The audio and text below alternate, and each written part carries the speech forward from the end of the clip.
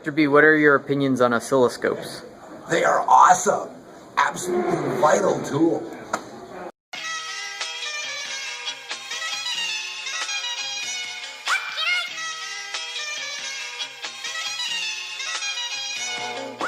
My name's Luke.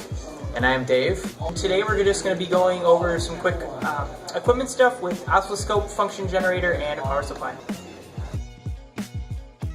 How we've hooked up the DC power supply. The positive goes into the plus, and the ground goes to the negative. We don't want to use this ground. That's just, if we wanted to hook everything up to earth ground, that's there for us. So let's say that we wanted to capture a single wave generated by our function generator. So what we'd actually end up doing is we would end up switching the function generator to manual, switch it to single sweep. If we manually trigger with the black button over here, it'll only shoot one trigger across the scope.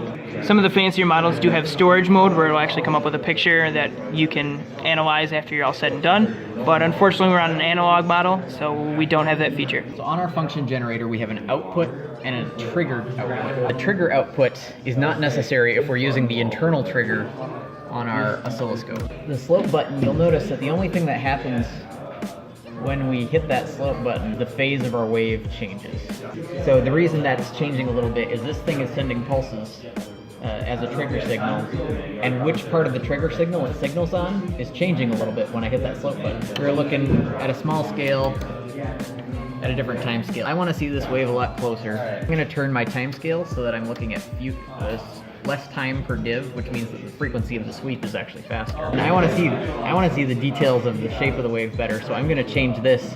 I'm going to change it to 0.5 volts per div. Now we can see the shape of the sine wave really well. Oscilloscope set so that 0 volts is right here in the center of the screen. We can change the position on here, but that's not actually changing the voltage. On the function generator, we can change this offset to add a DC to the signal. So if we give it an extra volt and a half, then we're varying between 0 and 3 volts. So if we wanted to change over to voltage control mode, what we actually would do is hook up on our VCO output. When we turn the voltage up, it'll actually increase the frequency of our graph over here.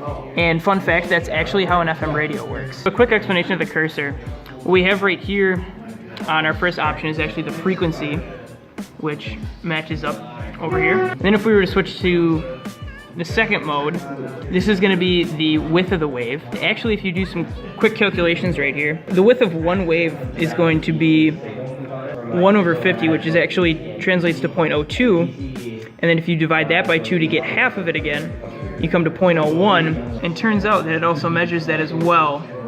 In XY mode, we actually need 2 function generators, which we're hooking up right now. Voltage in one direction is determining your X position at any given time, and the voltage in the other one is determining your Y position at any given time. And they're changing constantly. The frequencies are slightly different. So if we try to make them as close, that thing's gonna beat a lot less frequently if we get them real close together.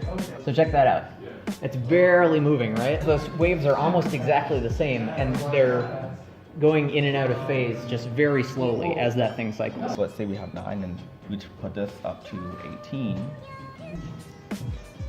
It will form 2 loops. 9 times 18 is 2. Alright, so that was a quick explanation on some of the equipment we're going to be using in the lab this semester. Thanks for watching, we really appreciate your time, and we'll see you next week.